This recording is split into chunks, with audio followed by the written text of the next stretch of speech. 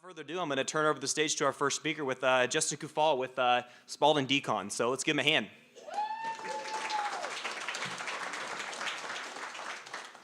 Okay, thank you very much. Everybody hear me all right? It's a great pleasure to be here today. I've been to a few of these and I thought, wow, this is an awesome opportunity for us to get in front of a lot of people and make some great connections. So I thank you for coming out. I guess I've already been introduced, so you know my name and company, but what does SpauldingDecon do? Well, that's kind of a loaded question.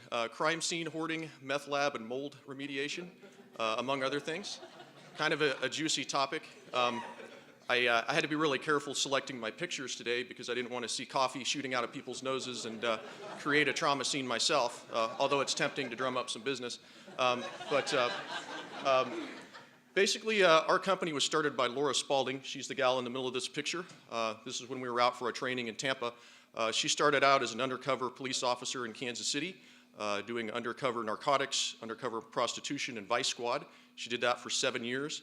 And then she ended up cleaning a double homicide on Christmas Day and made more money than she did in a month of risking her life out on the street and said, hey, I'm going to look into this. This looks like a good business. Read up on it, see what I need to do to do this as a living. So she moved to Tampa and has been doing that for about 11 years now. I'm the very first franchisee. There'll be one popping up tomorrow in Austin, Texas. Then it's Philadelphia, Detroit, LA. There should be 14 of them by June. So it's really moving fast for us. So it's exciting, but a little stressful. Now, what is trauma crime scene cleanup? Basically, I'm the guy you call on the worst day of your life or when you have a situation that nobody else wants to touch. I have specialized training and equipment to deal with the worst of the worst. So it could be a family member passes away, it could be a crime scene situation, blood, bodily fluids. You see a litany of things that we do. But in general, we do residential, commercial, it could be a hotel room, could be a police car. You never know, but in general, if it's something bad that your average cleaner is not going to touch with a 10-foot pole, I'm the guy to call. So when we do this, obviously, it's important to wear the proper gear. This is our PPE, personal protective equipment. We usually wear respirator, a Tyvek suit, gloves, boots. Very thorough to make sure we don't touch anything that's going to get us in any trouble as far as diseases. Hepatitis B is probably the big thing that we run into as far as the most dangerous. All of that needs to be properly disposed of. As you can imagine, it usually goes to an autoclave or an incinerator, so we bag it up and label it properly and get it to the right place. Now, we also maybe have to do some remediation after we clean, get rid of odors, make sure that there's no opportunities for bacteria and viruses and such. So maybe somebody has a MRSA infection, that antibiotic flesh-eating virus, they even call it. We may disinfect to prevent that. So a whole litany of things that pop up. We even do tear gas and fingerprints. When the police do a crime scene and they want to get fingerprints off of liquid, they use something called chemical blue, which is really difficult to get out. So I have all the equipment to get almost anything out of anything, get rid of any smell. And as you can imagine, we get some pretty bad smells on an undiscovered body, for example. That's the first part of my business. The hoarding would be another third of what we do. Everybody's probably seen the hoarding TV show, so we finally have a name for something that's always been there.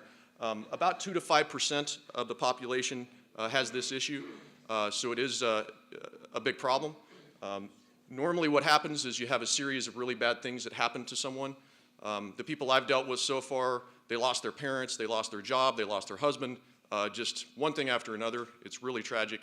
And so what they do is try to find security in material possessions. They hold on to things that they know they should throw away.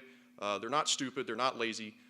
They just have an overwhelming situation that they don't know how to deal with in any other way. So it manifests itself in what you see here in the picture. It's about 70% women, 30% men, and there's lots of different segments of this industry.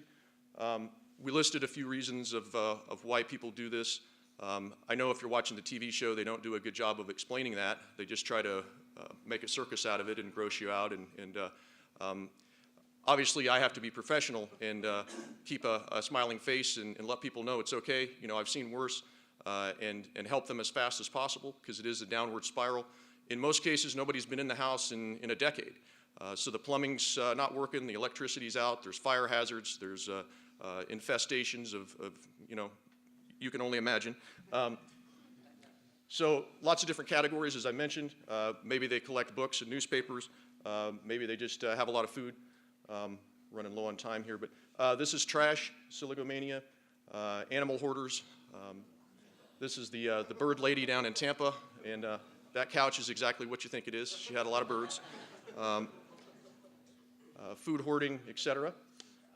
So obviously, as I mentioned, these are hazards. We usually get a call when maybe the police come by and say, hey, something's got to change here fast. Maybe the state's going to take the kids away, or it's going to be condemned. So a lot of times they're forced to do something against their will. But there is money, there's wedding rings, there's documents that are important.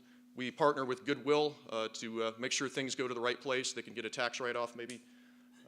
So here's a before and after pictures.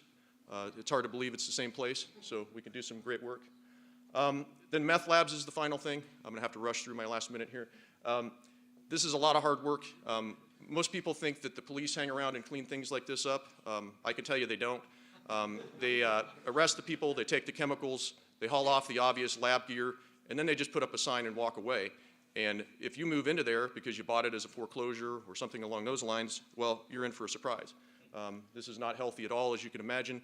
There's over 300 chemicals. Some of them cause death, cancer, blisters of your eyes, your hands, anything it touches.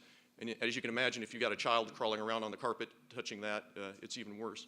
So I'm trying to get the laws changed. 70% of crime in Kansas and some cities is meth related. So any support you can give me along those lines would be appreciated. It only makes sense. It should have been done a long time ago. We need disclosure, and we need laws requiring cleanup. Thanks a bunch. Thanks a lot.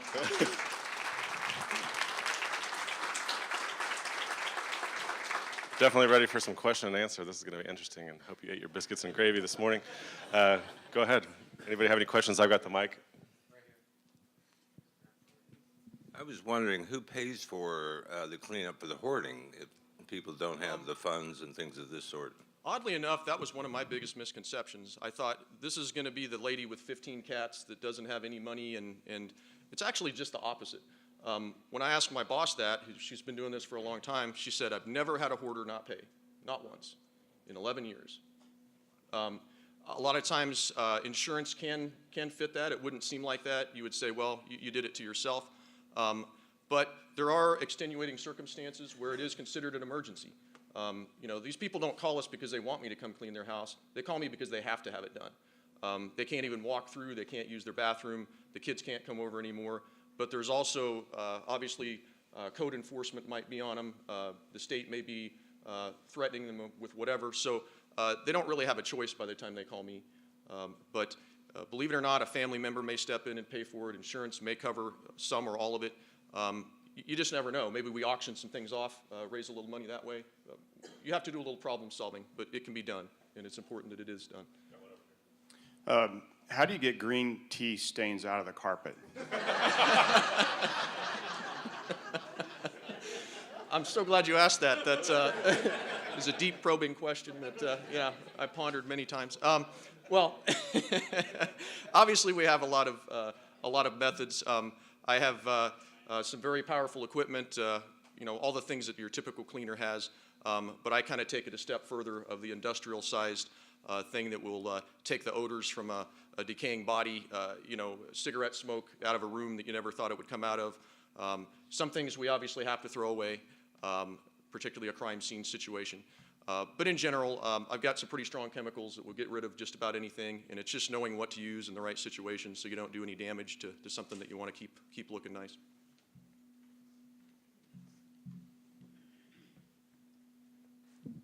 Does your business come from the general market or mostly from law enforcement? It's really a combination of things. I have some national accounts with big property management companies and insurance companies, for example. But also, if there's a local emergency, of course, law enforcement, the first responders, are typically the first people to see that.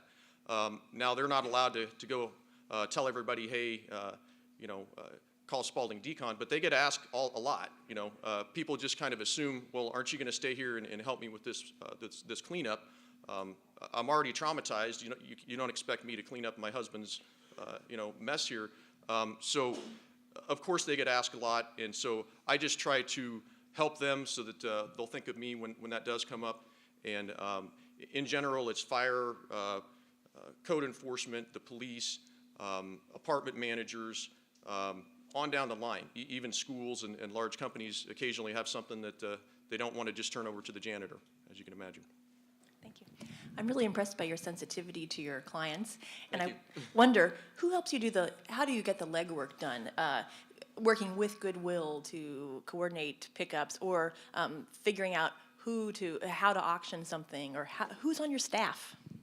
Well, I have to wear a lot of hats, as you can imagine. All of you guys have started businesses, and you know what it's like to be the accountant and the salesperson and the one doing the work and everything like that. So right now it's me. I hire a couple of local people to train for the cleaning. I also have them running around and handing out business cards and letting people know. But yeah, ultimately it falls on me until I get up and running enough to hire a full-time person for that, which I intend to do at some point. Thank you. Yeah, I was curious, before you came along, who would do some of these crime scenes? Like, who's your competition? Usually it's restoration companies and cleaning companies. When I first heard about this, I read about it in college actually, and ironically, a guy started a cleaning business and he kept getting calls from people saying, I've tried everybody in the phone book, will you please help me? I think people have realized this is a niche market, and they are popping up here and there. But as far as I know, I'm the only one in the area that just specializes in these things. Most people want to tackle the fire and water restoration because that's where the big bucks is, and they don't really want to touch what I do. But it's out there. You really have to search for it, though. And a lot of people that do it don't even put it on their website. They'll take the job if it comes along, kind of thing. Any other questions? Do I have any time left? Here's right here. Yep. Can you tell me more? Yeah. What do you think? No. Can you tell me more about the meth law changes that you're looking for? What needs to be changed? What's wrong with it? What would you like to see it changed to? Absolutely. Good question. Well, right now there's approximately 29 states that have legislation. Usually what happens is somebody gets sued, and then we realize, hey, we should have gotten on this sooner. But Kansas being a top 10 meth state for a long time, us and Iowa are really the only states west of the Mississippi that don't have legislation. But we need disclosure. Before you buy a property or rent something, you need to have a very obvious way of finding out right off the top, am I going to run into this? That's just common sense. And then it needs to be cleaned to a standard that is safe. I think we can all agree that if you've got radon, lead, asbestos, meth isn't any better, I can tell you. So at any rate, I'm trying to push through with the next session a bill that will require both, at least on the properties that get busted by the police. But you got to understand 90% don't get busted. So there are literally thousands of houses in Kansas right now where these vapors are all over the house, and anybody that walks in there has to breathe that and live with that. So it's a concern to me, and I hope it is to you too. So you're the first one to buy into the franchise. Talk a little bit about that Yes. process. Well, you wouldn't think there's anybody else that does this. There's one other company that sells franchises, and I went up in Kansas City and met with them. I liked the business, but I didn't particularly like the guy that owned it. I'm not trying to talk bad on people, but his priorities were more of him making money and telling me how rich he was, and I just wasn't impressed with that. Laura, who I ended up buying from, was a straight shooter from the very beginning, just like people I love in Kansas, that we ask a question, you get an answer. You don't get, well, after you pay me, you'll hear what the answer to that is. That's not what I want to hear, and I felt like she was vested in my success and would answer anything immediately and more fully than I ever could have expected from the other company. So all else being equal, it really wasn't a choice. Plus she had the meth lab component, which I thought was something very important for this area. Is there anything you've ever turned down? Not so far. Let me show you one more slide here. This is who you're dealing with, okay? I'm not your normal person. I'm the guy in the mohawk there in the front row. I do this for fun. I've been in dozens of life and death situations. For whatever reason, I'm just kind of the weird guy that When everybody runs the other way, I run towards the danger. It's just how I've always been. I get bored very easily, so I wasn't going to come back to Kansas and stare at a computer for 8 hours a day. I needed something that was constantly challenging me and very interesting. So I have a bunch of other slides explaining this more in depth, but we won't get into that because there's not time. But as you can see, I grew up on a farm. I'm not afraid of getting my hands dirty, and nothing really intimidates me as far as this stuff. And I just want to help people and use my own traumatic experiences, I guess, so to speak, to help people that have never dealt with something like that before, because it could be overwhelming. So, anyway. Yeah, we have time.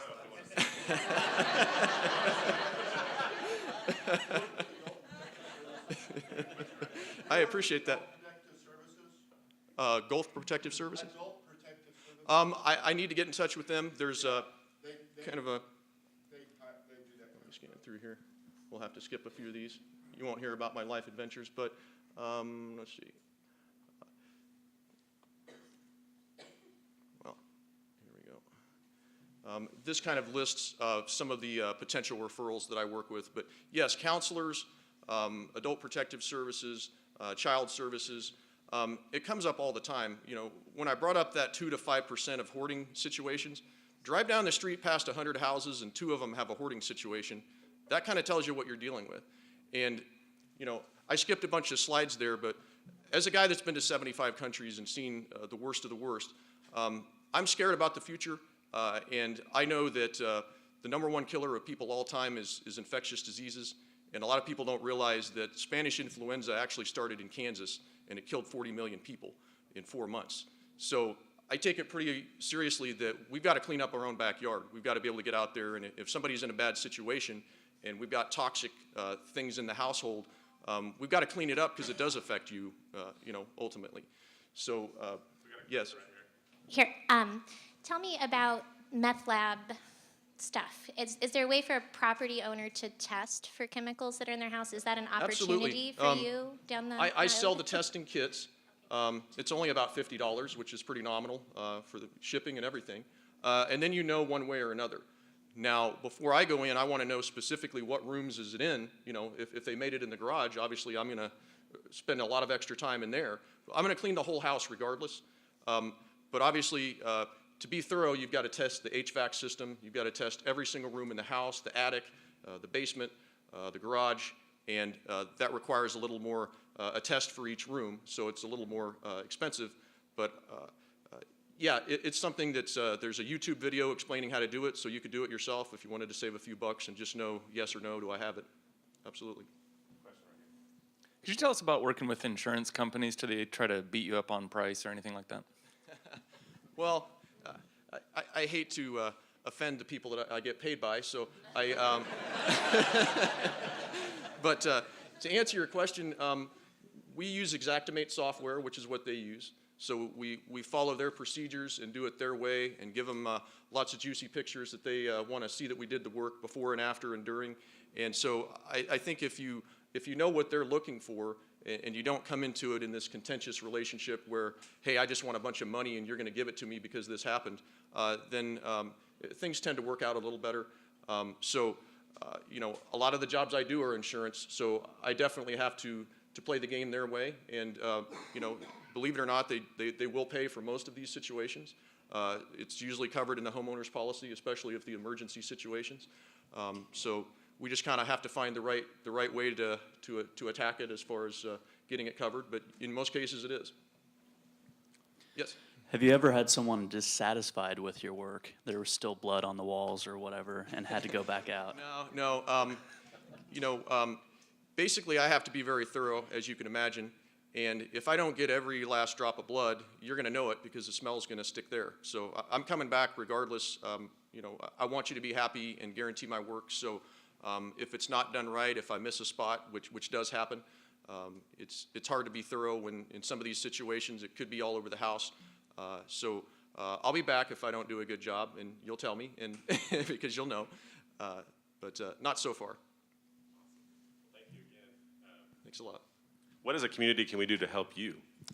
Well, obviously, as a new business, I'm just kind of looking to connect with as many people and spread the word. But kind of a few things that I listed here. You know, if something comes up, give me a call. You know, this is what I do for a living. I want to help people, and this is my focus as opposed to other companies that kind of clean carpets and fire and water and all that. This is my niche business, so please use me as your guy. I listed some of the good referrals. You know, we do pay bonuses to certain situations. I can't bribe public officials, obviously, but you know, if it's a funeral home or something like that, then that's different. And so, also, I didn't get much into my other part of the speech due to time, but I see the world changing very quickly, and I just want people to realize that there's not an app on your phone for everything. And if you run to Walmart in the middle of an emergency, you might be surprised at how little there is there left over for you to buy if you're not prepared. So I'm not saying the end of the world's coming, so don't misquote me there. But I do think we're due for a depression. I do think we're due for other things that have historically happened again and again all over the world, and will happen again here because we're human and things don't really change. But also keep in touch. You know, I'm on Facebook. I've got my contact info here with the company. So I'm always happy to reconnect with old friends and make new ones. I've always been kind of the guy that was the loner backpacker, world traveler guy, and because of that, my social skills have maybe diminished somewhat from what they should be. I'm used to just being independent and minding my own business and keeping my head down and moving fast. But as part of being a successful business, I need to do things like this and establish some better friendships and people I can count on and they can count on me. So I just welcome anybody keeping in touch. I've got all of my brochures out there front with my business card, and I guess that would summarize what you can do for me. I just appreciate your support and your help. Maybe you can volunteer to work on my first hoarding job. It'll be a free cleanup coming soon. You'll probably hear about it. It's not nasty. She's got a lot of stuff, but it's just a lot of work. So an extra pair of hands would help too. But that's all I can think of. Thank you.